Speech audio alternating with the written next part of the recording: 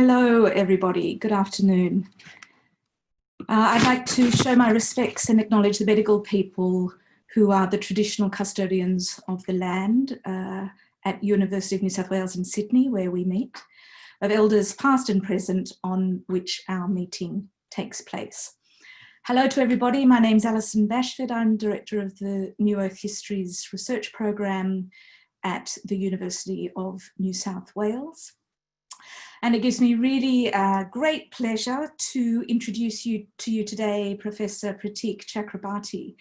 We had Professor Chakrabarti all lined up to visit us in April, but as with so many things, we've had to defer that. But it's really terrific to have him speaking to us today. Pratik Chakrabarti will be speaking to us on the with a title that's already elicited great interest here in Australia and internationally, Is Deep History White? It's a pre-recorded interview from Professor Chakrabarti now, but tomorrow, Australian Eastern Standard Time, 3:30 till 5 o'clock, we're going to have a round table of discussions. We can incorporate your questions, and we have a distinguished set of respondents to Pratik Chakrabarti's lecture today. So that's 3:30 tomorrow, Australian Eastern Standard Time, where we'll be joined by Lynette Russell, Anne McGrath, Shino Kanishi, Ben Silverstein, and Emily Kern. But today we're going to hear from Pratik Chakrabarti. He will be known to many of you. He is Director of the Centre for History of Science, Medicine and Technology at the University of Manchester in the UK. Pratik is a distinguished historian of India. He's a historian of medicine. He's a historian of colonialism. And most recently, he's a historian of the geosciences, really shaking up what many of us understand as the modern history of geology and wider geosciences. His latest book is Inscriptions of Nature, Geology and the Naturalization of Antiquity, and that comes out very shortly with Johns Hopkins University Press. Many of us, I think, will be aware of Pratik's work from his fairly recent article in Past and Present. That's an article called Gondwana and the Politics of Deep Past, and I recommend it highly to you if you haven't read it already, and it may shape some of our discussion in tomorrow's round table. So shortly I'll begin Pratik's lecture. I'll welcome him virtually here. But before I do that, can I remind you all please to turn off your video and to mute yourselves until tomorrow's question time. And I will speak to you again at the end of the lecture. But for the moment, let me introduce to you and welcome virtually Professor Pratik Chakrabarti with his lecture, Is Deep History White?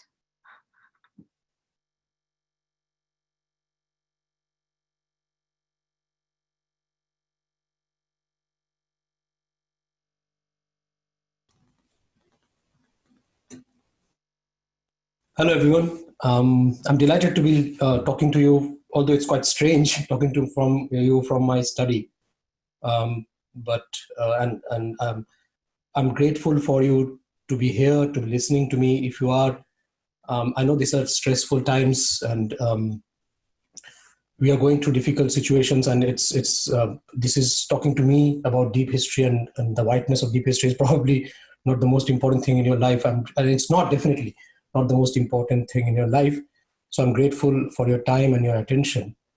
And I wanted to start by thanking Alison Bashford for organizing this whole event. And as you know, perhaps that this was supposed to be in Sydney in April, before all this happened. And we were looking forward to a wider discussion around these things, which we'll still hopefully have.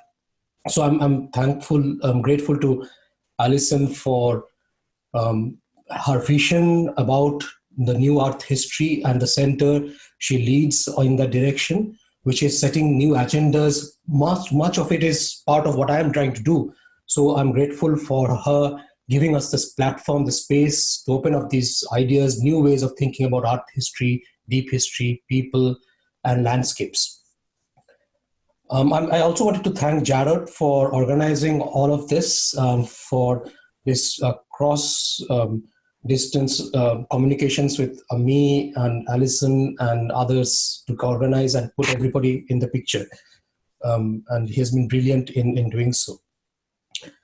So without saying much more, I wanted to start with the PowerPoint. You know, one of the difficult things I face about a Zoom lecture, two things.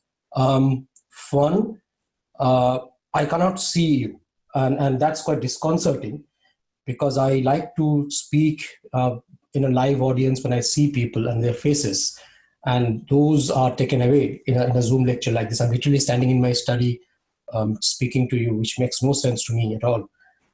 Second, I have to look at my stupid face. So I'll just put up the PowerPoint so I don't have to kind of stare at my face and speak to you, which is even more disconcerting. So if I'll just share the screen, if you give me a second.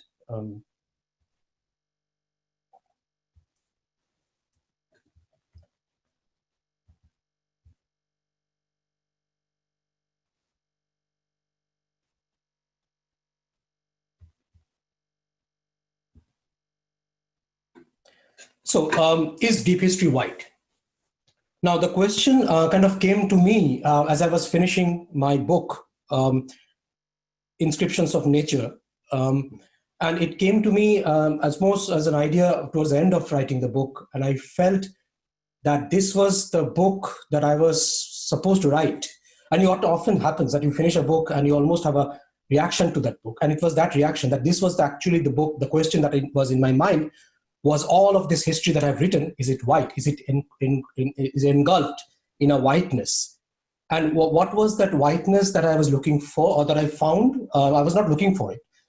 The whiteness that I found was that there's a disjuncture. The disjuncture is this, that there is a very northern, and I use northern, and I will clarify that point, not necessarily as a geological or geographical category, but as an epistemological category. So there's a northern idea about deep history, about deep art, about the secular art that started in Europe from the late 17th century, the discovery of deep time, fossils, paleontology, and the making of the idea that art, the history of the earth is deep, it is secular, and it gives you this whole range of ideas about how the earth was formed and how the inhabitants of it was formed. It's quite an absolutist idea about the earth and its inhabitants. And that is a northern epistemology.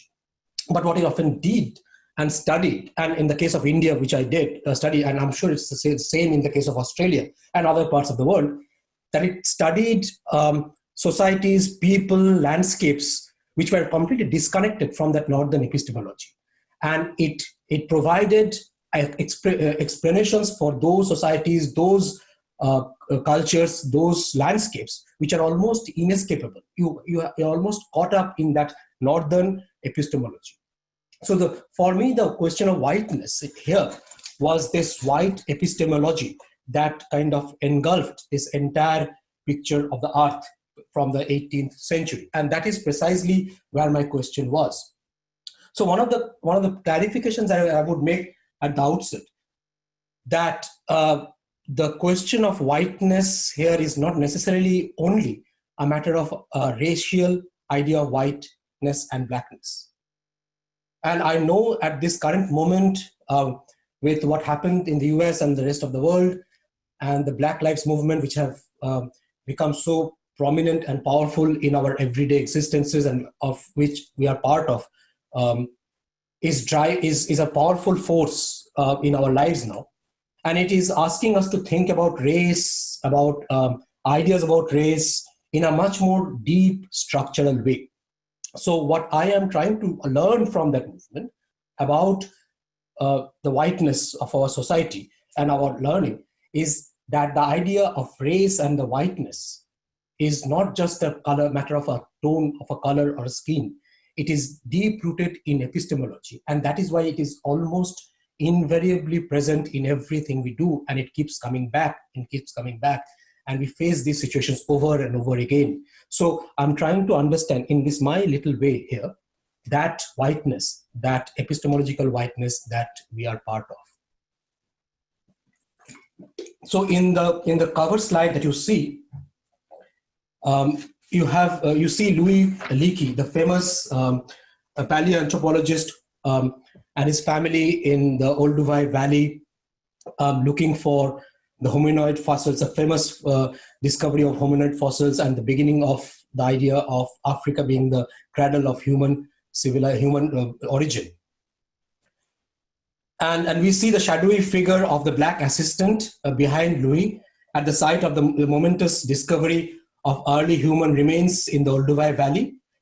There are also the spotted Dalmatian stretching and relaxing in the sun. Leakey was the founder of the East African Dalmatian Club. Now, I see this picture as a very powerful image. One, it is historically a very powerful moment, a moment of discovery of human origin in Africa.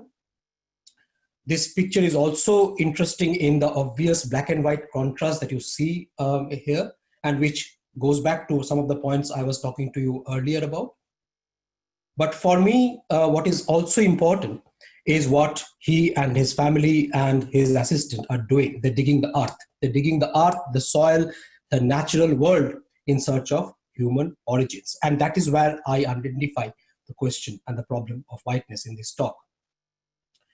Leakey's search for human origin in Africa was inseparable from him being a 20th century Africanist, seeing Africa as a special place, seeing as he did in the continent the conjoined historicity of its human and natural worlds. In his life and work, we see the colonial history of archaeology, anthropology, and deep history as inseparable from the colonization of the continent. Leakey's search for prehistory was indistinguishable from his safari trips across the Serengeti from his childhood years in East Africa. As a family, the Leakeys often played games mimicking imagined hunting practices of early humans in the same vast plains of the Serengeti. What I'm trying to say is his life in Africa kind of gave him these basic elements of a sort of a primitive life present, and that drove him to the idea that this must have been the cradle of human civilization. So the deep past of humanity that is discovered was entrenched in his present contemporary ideas about Africa as a continent. I situate the European search for deep history as part of the deep colonial appropriation of nature and temporality. So, is deep history white? The immediate answer is yes. And this image is the one I took from the fantastic exhibition in Paris at the Centre Pompidou. My French, I don't speak any French, so please forgive my French pronunciation. Held last year, called Prehistory, a Modern Enigma. And it's a wall of those who discovered prehistory or deep history from the 18th century. The names, it's actually a massive wall of those names. These are all white men. And that's an obvious whiteness that I'm talking about. And it reflects a general trend in more scholarly output as well. Almost every standard book on the history of the discovery of deep history, whether it is a coffee table one, a research monograph, or a textbook, narrates a similar story. The discovery of deep time from the 18th century by European savants such as Horace Benedict de Saussure, Georges Cuvier, William Hamilton, and Charles Lyell. Their study of fossils and landscapes aligned the history of the earth with that of nature and humans and placed these beyond the timescale of textual and religious traditions. These works on the making of European deep time appear as the history of deep geology and deep history, thereby appearing to depict the history of the discipline as such and general, that is the history, that is the only history, that is the prehistory, that is how it was discovered, while they focus almost exclusively on Europe and North America. It is a bit like in the 1980s, till 1980s in Indian universities studying British history, and it's not just the imperial history, but Tudor, Stuart, and all that bit was compulsory, and you have to study that. at least in Bengal where I grew up. And in the 1990s, when I was an undergraduate student, I was told by this Indian professor that we no longer did British history or English history. And he was kind of wistfully, and he was trained in Oxford that without studying English history, you don't understand Indian history. So it's kind of that northern epistemology and southern history is very, very starkly present in that kind of a pedagogical tradition. So there's a reason why this wall appears, and this is not the only time it appears, as I've said, but it appears, it's quite normal for it to appear, but there's a reason why this narrative gets played over and over again across various domains. This reflects a deeper epistemological issue that lies at the heart of our modern conception of the past. Such a narrative of deep history, which I have just pointed out, is not a coincidence, nor is it an oversight. This is what I'm seeking to investigate here. To make my rather abstract suggestions clearer, I need to provide a definitional and conceptual depth to the proposition by exploring what deep history is and why it sits at the heart of our modern intellectual thinking. So what is deep history? At the heart of the deep history is the emergence of two European epistemological movements. First is the birth of natural history from the 17th century, which established that nature has its own secular history of evolution, dispersion, and life cycles not governed by the divine mind or any celestial design. While these processes have been shown to be complex and often tentative, these form the general outline of the emergence of the history of natural history. Natural history eventually established that nature is natural, not divine, and it is secular. Second is Paul Turnell, the distinction he marked between the natural and the historical. The French polymath, Therese Turnell, proposed the term historical to be used only for the period of recorded human history, to distinguish it from the geological period, which he called antehistoric, comprising a both human and geological history devoid of decipherable historical records. And those historical records would be inscriptions, texts, and other forms of records that traditionally historians had used to understand or trace human history. While the historical period could be studied by conventional means such as text, inscriptions, and numismatics, Turnell contended that the geological and the paleontological evidences was critical for studying the antehistoric period or the geological period, which later came to be referred to in English as prehistory. The important thing here is prehistory was therefore defined by nature. Prehistory is in nature. You can only trace prehistory if you dig the earth. Turnell's distinction between the historical and the geological or the natural has persisted at an epistemological level in the study of deep history. These two, the nature is historical, and the conventional historical, the historical idea is distinct from the natural. Historical and natural, to separate, are at the heart of European modern conceptions of deep history. And the propositions are that nature has its own history of evolution and dispersion, and the distinction of the natural and the historical. And the historical can be traced through historical traditions, and the natural can be traced through natural traditions, geological and archaeological and prehistoric archaeological evidences. And it's very important what is historical and what is natural. Together, these highlight, and that is one of the main points I've tried to make, the essential naturalism, in which nature becomes the key theme to understand this new form of the past and of time. The combination of natural history and deep history allowed us to see the past through nature, and by that virtue, anything that appeared historical also appeared natural, and vice versa. Whenever we wish to understand the deep history of any region, people, or objects, we go into the study of nature. What Louis Leakey was doing, digging the earth for the search of human history, is embedded in that idea of nature or the naturalism as the key. So here is my main proposition. It is this naturalism that makes deep history white. Why?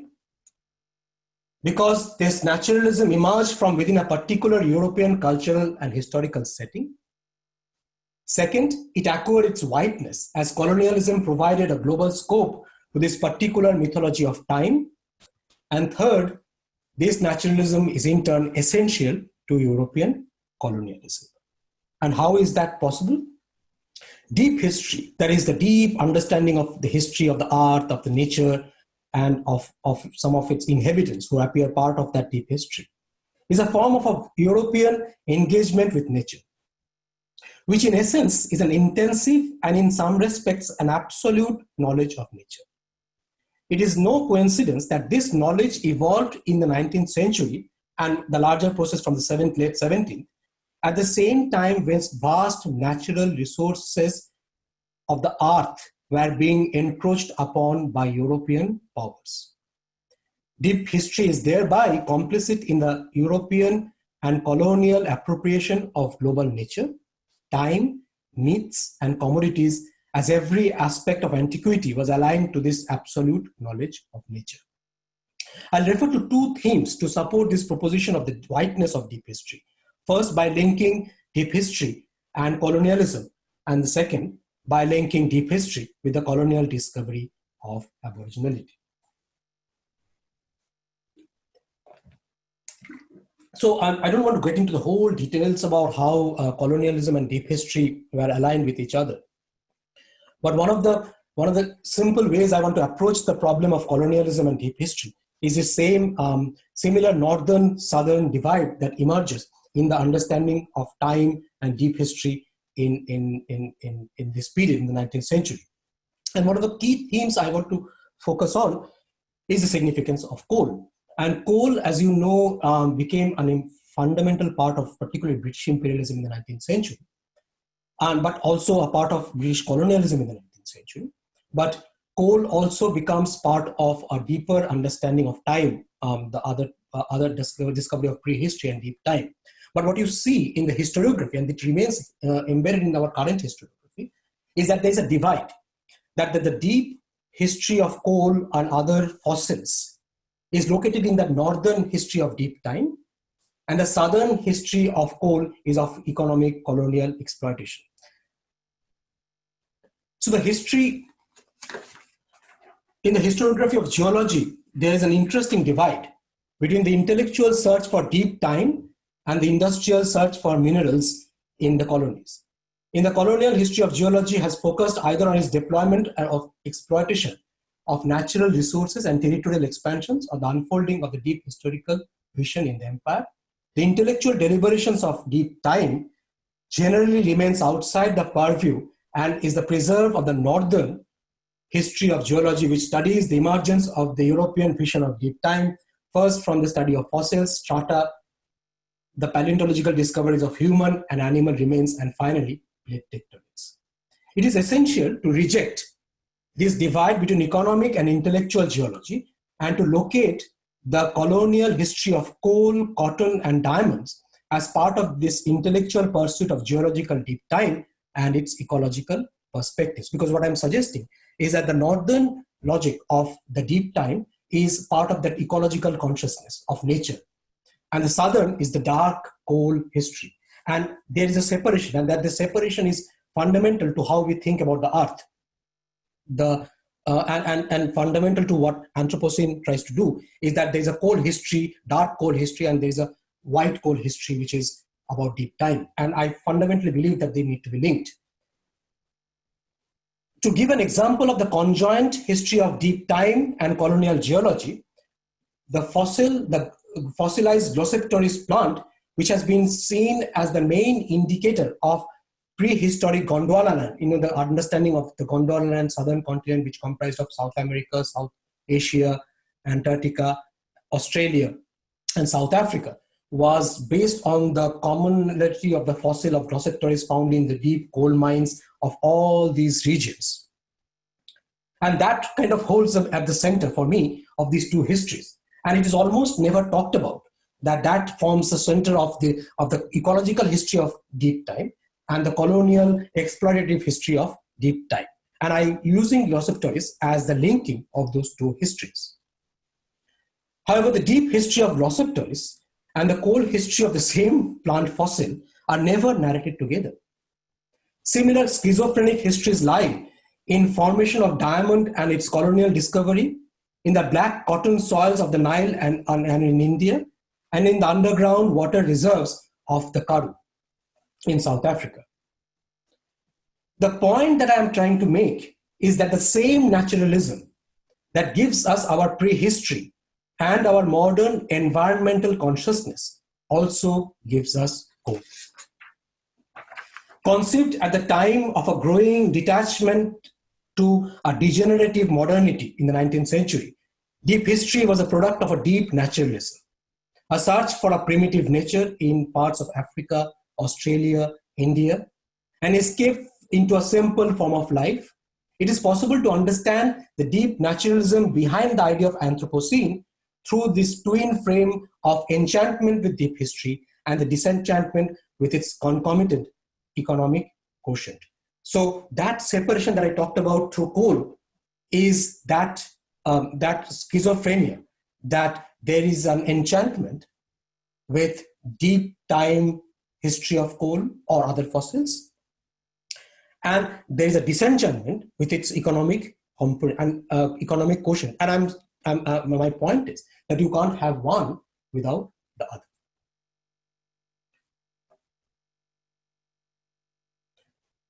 William J. Atherstone was a doctor, botanist, and geologist based in the Cape Colony in South Africa around the middle of the 19th century. He was also the first geologist to identify diamond in the Kimberley region in the 1860s. In 1873, in the middle of the rush for diamond and gold, as a sea of billowy mountains of the Karoo appeared to be studded with gems glistening glaringly in a yellow hue, he yearned for and found glimpses of life in its primitive savage state. He saw that in the Karoo, the wild dog still roamed untamed, unconquered, and free, and was hunted and eaten by humans living there. Atherstone reflected that in this primitive and savage way of life here, one was yet to become the master of the other. Both resided in the deep past in that colonial present, unaware of their future conjoined destinies in the civilized world. As he looked deeper into the landscape,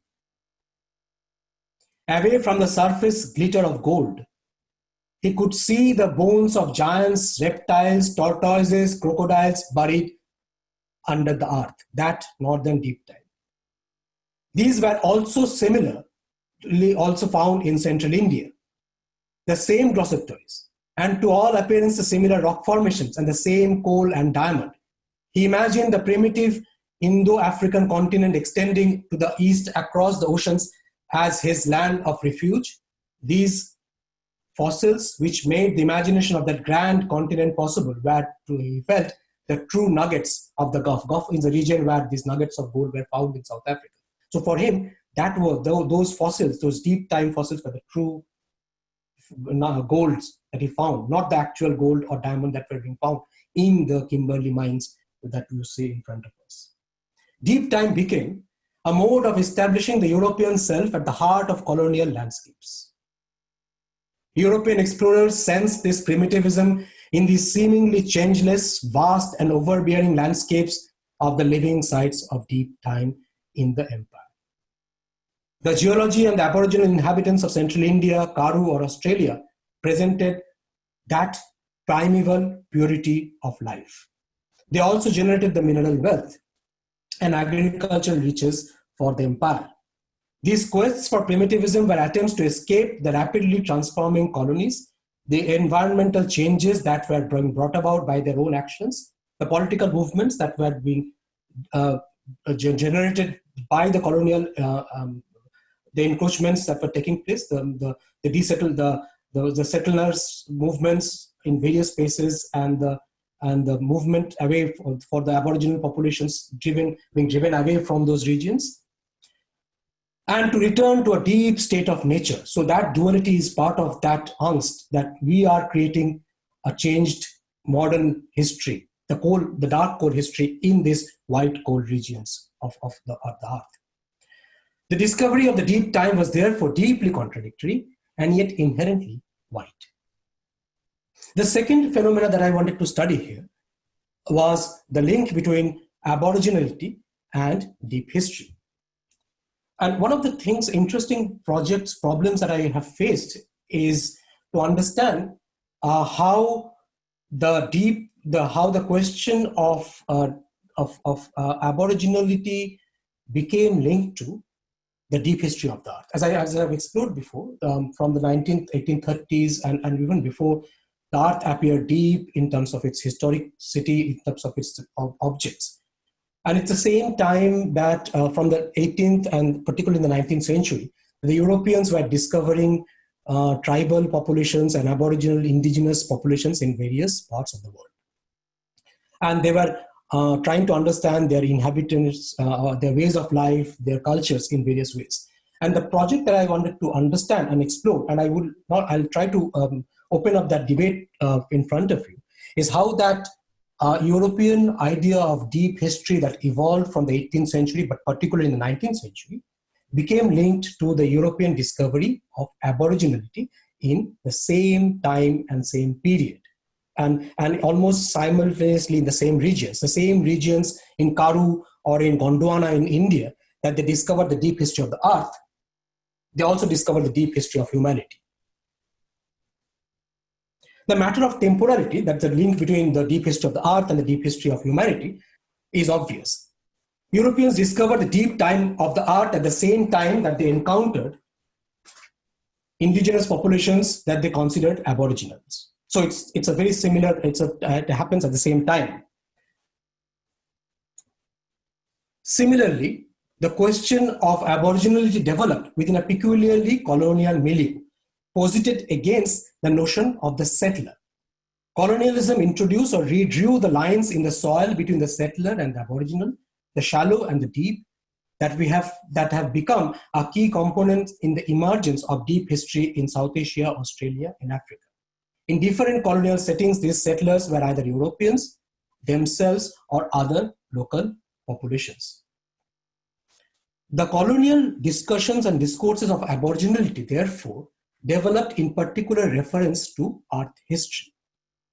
And I can give you several examples, but one of those are the history of the discovery of the Gonds or the Gond tribal groups in central India, who were believed to be the aboriginal populations of India.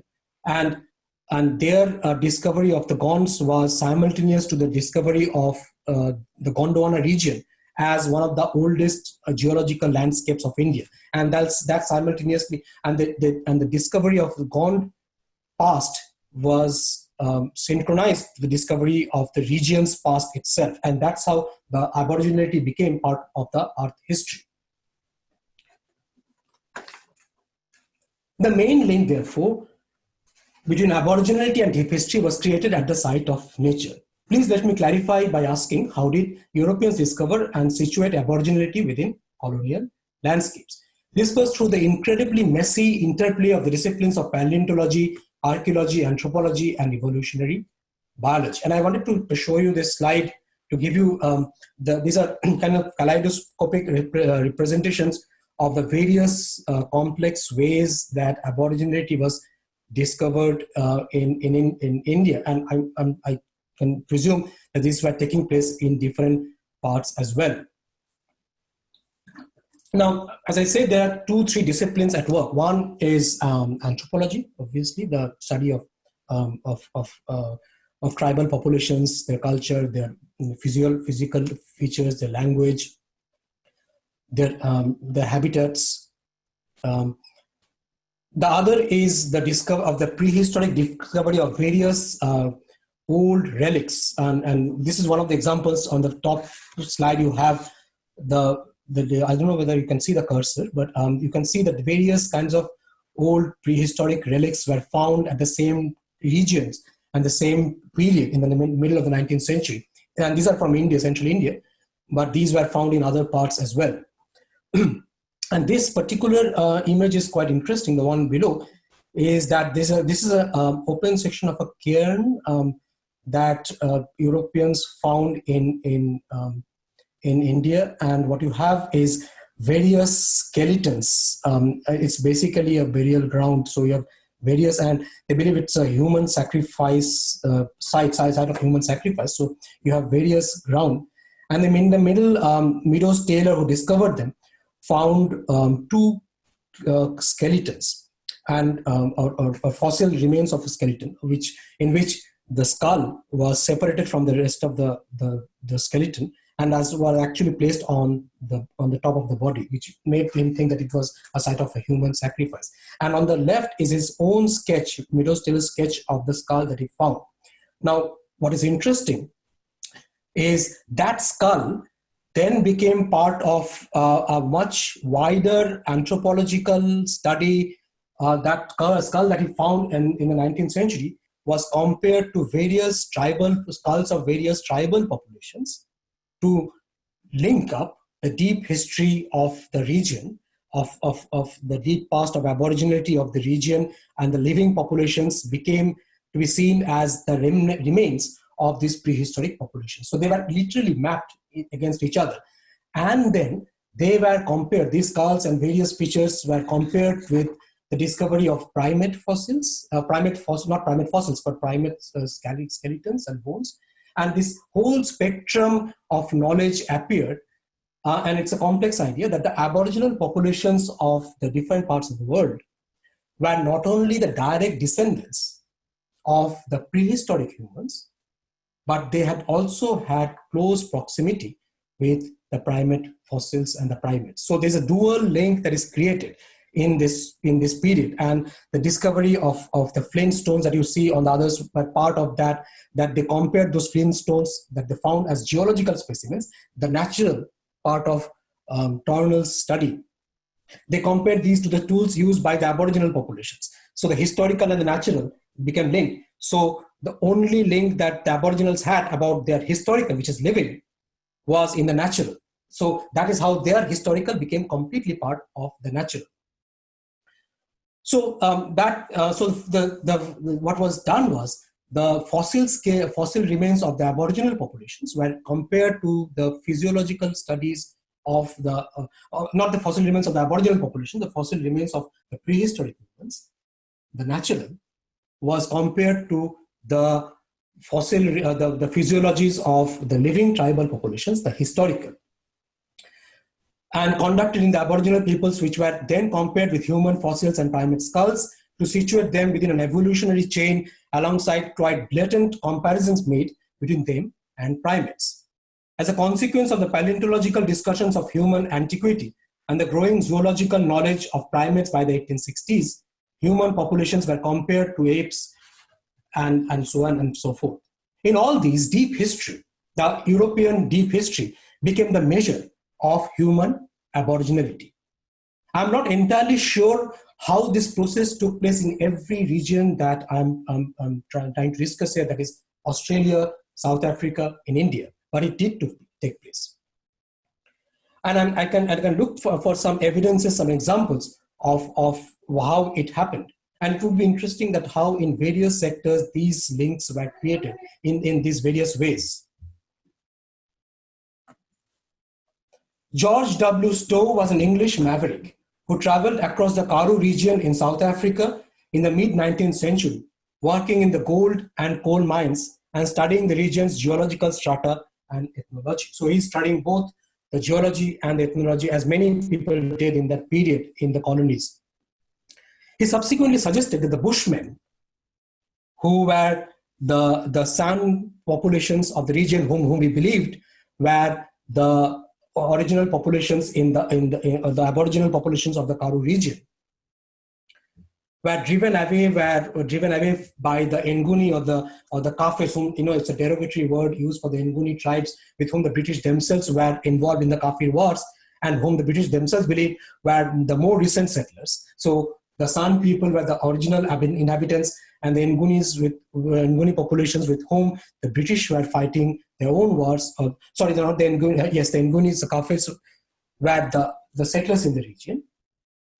And he wanted to establish the deep history of the San population, and the only way he could establish the deep history of the San population, of the San people, was going to the art history. looking to establish the aboriginality of the Bushmen deep into the landscape, Stowe found in a bed of sand and marl dug up during mining small stone implements, the flint stones and implements. He suggested that the implements had been deposited when the marl base was forming and has been covered by several layers of subsequent deposits.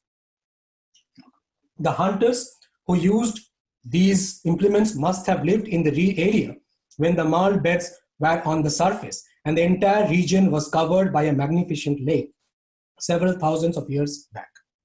The lake dried up subsequently and the beds were covered along with the tools by the other sediments. To Stowe, this was evidence that the Bushman race must have occupied South Africa continuously for an enormous period. The Bushmen, his Stowe suggested, had therefore evolved with the landscape. So he actually located their history in the strata of the land. So the historical becomes the natural. The intersection of the disciplines such of deep past, such as paleontology, anthropology, and evolutionary biology, which I briefly mentioned, led to this naturalization of deep antiquity and the linking of aboriginality with Earth history. Deep history was defined by a deep and escapist naturalism by resorting to nature, the land that was in front of them. That seemed to be the only continuous link between the present and deep past. As aboriginality and indigeneity too came to be defined in terms of nature, the people whose lives were embedded in the history of the earth appeared aboriginal. Now there's an important drift here, I believe, from the colonial history to the post-colonial. Histories of aboriginality continues to be linked to earth history. The common narrative continues to be that aboriginal populations have evolved with or lived with the land, in a way returning this history to Stowe's proposition about the Bushmen and their evolution with the landscape. Speaking of drifts, we are now faced with a problem and a dilemma about aboriginal, tribal, indigenous myths of deep time and creation and the European mythology, which I'm now beginning to call mythology of deep history.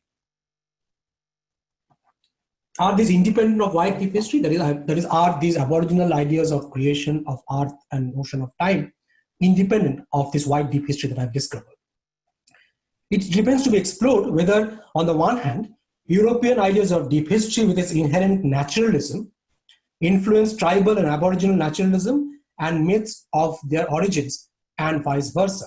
On the other hand, it is important to understand why deep history appears so critical to understanding tribal aboriginality and aboriginal ideas of deep time. These inquiries are relevant since European encounters with aboriginal notions of time and the discovery of their own geological prehistory took place simultaneously. What I'm urging for is to understand the links between the two and to begin to separate the naturalist history of deep history that evolved in Europe in the 18th century, from the 18th century and particularly the 19th century, and aboriginal myths of deep time. And it's often almost linked together, that how synchronous the aboriginal ideas of deep time is with the European wide deep time. And I want to understand how these are created in the first place and how they can be delinked in an understanding of aboriginal ideas of deep time, which is distinct from the wide deep history. And just to present you an interesting proposition, and it is not how it happened, it is my juxtaposition of different layers of history that I'm presenting in front of you. So this is the ideas of Gond, or the tribal populations of India that I mentioned before, and their Gond myths of their own creation of themselves as a race and the region that European ethnologists studied in the 19th century. And there's a whole, and this was about the land, the people, the land that was first there, and these lands had these Gond tribes almost as a part of the natural world who lived and who gradually learned how to cultivate, became civilized. And this whole story is a fascinating story, which I'm not going to get into. What I wanted to highlight are two things. One is the politics of this collection of these Gond myths of creation, or Gond mythologies of creation. And it's very similar to how the San myths of their creation were collected in South Africa in the 19th century. there was a very political project and by the colonial ethnologists to collect these myths as almost an evidence of entrenching for various political reasons, to find that these tribal populations' histories were entrenched in the history of the earth. So they were looking for, I believe, very naturalistic prisms through which deep time of Aboriginal deep time could be located. The second element that I wanted to also highlight is that the naturalism, that these myths carry, for some reason, very naturalistic ideas, or naturalism, and it's a representation of that white naturalism that I've referred to earlier, that comes through in these gone deep myths that were collected by these European ethnologists who were part of that white mythology of deep history. And that collection, I believe, was colored by that their perception of what they were looking for. So this is what the ethnologists collected, and from that they were also simultaneously discovering the art history of that same region. And one of the people whom I study quite a lot in my book, Stephen Hislop, a missionary who collected many of these myths, then produced a geological or a prehistorical idea of the same region. And that region, that story is very, very similar. That prehistoric white deep history is very similar to the Aboriginal story of deep time, but this story is emerging from a geological study of the landscape. But he's at the same time, remember, studying the tribal myths of the same time of these regions. And these myths are coming together. I just wanted to show you one instance of how these myths could have come together. The white myths about deep time and the Aboriginal ideas about their own creation. And finally, the kind of landscape that imagined, the marshy land, the fern-like plants, that entire region of creation of Gondwana in a prehistoric time that he imagined, is almost similar to the swamp, the coal swamps of Gondwana land that we are now imagining, where the entire region was a swampy land where these plants decayed and became part of the coal formation. So this is the coal. These forests, that's why they're called coal swamps. It's a fascinating term. That's a white history of coal. So how these plants decayed and became part of those landscapes and became coal eventually. So there's a synergy, I believe, and as I said, it's a concoction that I'm making of various kinds of ideas, but I'm putting in front of you that how these ideas can get linked in that overwhelming naturalism of deep time.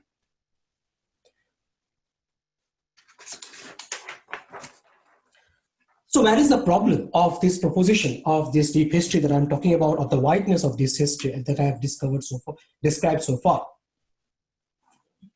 On the one hand, and that's the first problem I'm proposing, it carries the elements of the same biological determinism that has plagued the history of race, gender, citizenship, and of nations. It fixes people, nature, and the art to domains and historicities that appear natural to them, and it assumes the power to bestow and withhold that naturalism. The main problem, though, is in the site that it ties us to this binary of the natural and the historical, meaning that certain communities have to prove their history through the nature and through art. To be truly historical, they have to be natural. The indigenous populations have no alternative than to align their own histories to this mainstream naturalized deep history.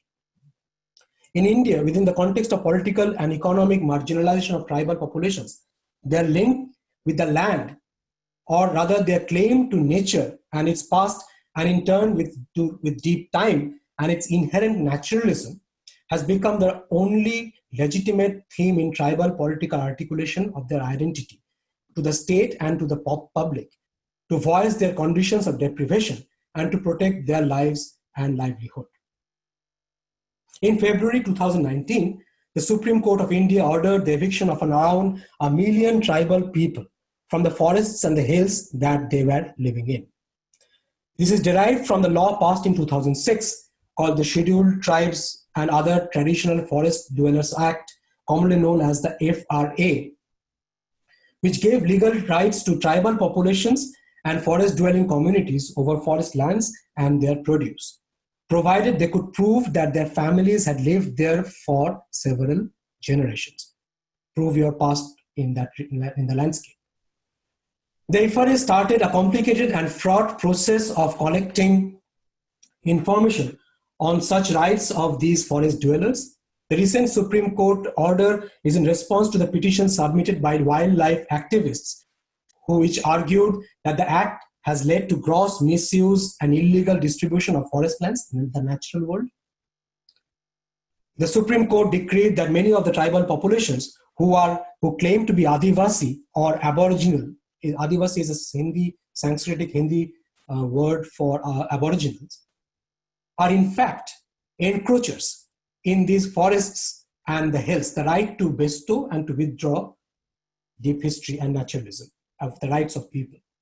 Hence, it's ordered in eviction. There's another component that we have to keep in mind, that the same regions of central India, and there are a lot of literature on this, are also one of the main regions are vital for mining and mineral extraction, coal and other minerals, by large mining cartels. So this is the larger picture. This, so what you see is the history of this period. And I just realized that my stupid face is obstructing the book that I wanted to show you, and I don't want to risk trying to move it around now because I can just stop everything.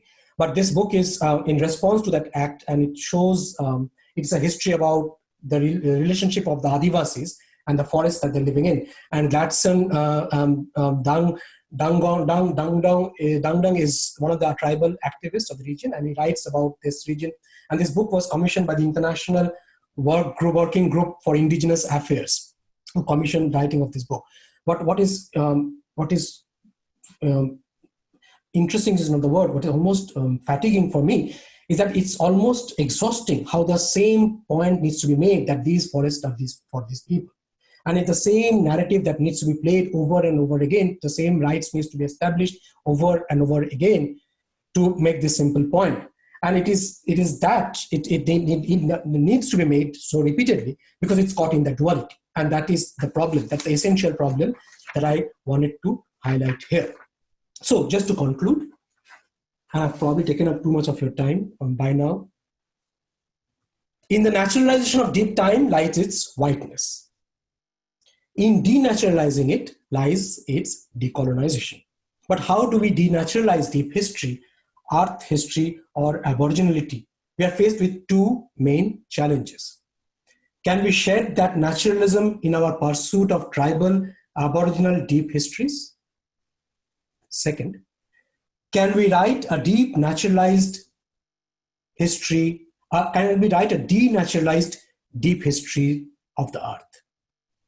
If even these propositions sound quite bizarre, that how do we write a denaturalized history of the earth, it shows that how organic these connections have become, and how do we write a history of Aboriginal movements and deep Aboriginal history of time without that wide deep history that I'm referring to.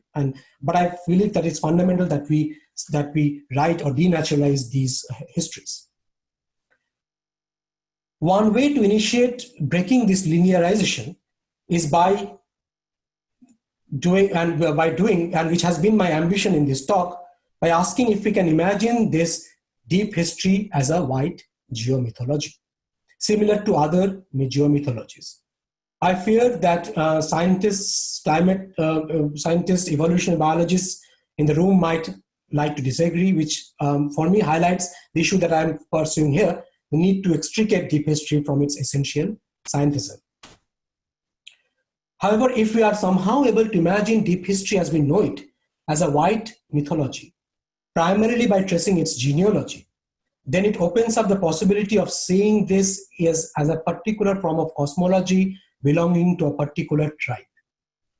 It also allows us to understand the politics of that deep history, which has provided us with the power to access coal, diamond, genealogies, myths, and antiquities simultaneously. I would like to end by speaking a bit about one of the ways I am seeking to address this, and this is where my association with Alison and the new Art History Center at the University of New South Wales is so critical, that we can do this together and in going forward. And what I'm trying to do with Alison and the center and others in the center is by trying to take a view from the South. This South is not a geographical, spatial, or geopolitical category, but an imagined constellation of alternative histories of humans, nature, and gender, antithetical to mainstream histories, which lies in the emerging intellectual trends in the global South in terms of ecology, Aboriginal rights movements, dispossession, and deep history.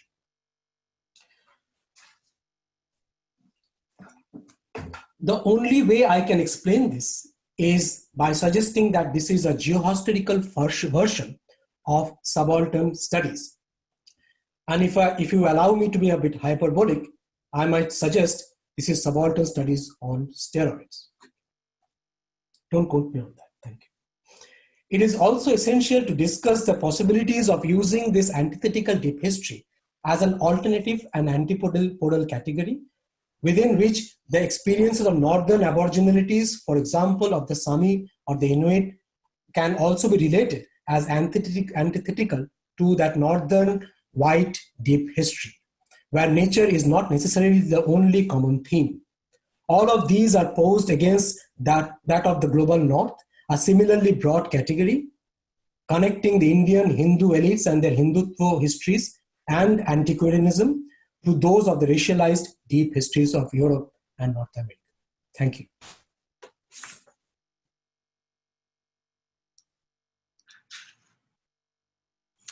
Well, thank you very much indeed to Professor Pratik Chakrabarti on that talk, Is Deep History White? I know there are many people joining us from well beyond Australia. For us within Australia, there are particular ramifications and all kinds of lines of inquiry that we can, should, and will follow up on. But it is especially interesting, I think, to expand out our geography of Australian deep history and think about how it's discussed and thought through elsewhere in the world. So very grateful indeed to Pratik Chakrabarti for that lecture. As you know, tomorrow, Wednesday, 3:30 Australian Eastern Standard Time, we'll continue the conversation. We'll have a roundtable to comment on Pratik Chakrabarti's lecture, and he will join us. So joining us tomorrow, we're going to have speaking to us Lynette Russell, from a Laureate Professor at Monash Indigenous Studies Centre, Anne McGrath, Professor, Laureate Professor from the Deep History Research Centre at Australian National University, Shino Kanishi, School of Indigenous Studies from the University of Western Australia, Ben Silverstein from the Rediscovering the Deep Human Past Laureate Program at Australian National University, and my colleague Emily Kern from the New Earth Histories Program at the University of New South Wales.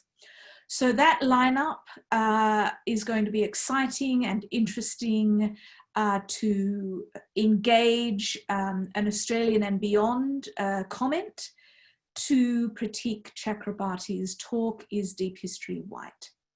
Until then, 3:30 until 5 o'clock tomorrow, Australian Eastern Standard Time, we are adjourned. Thank you very much.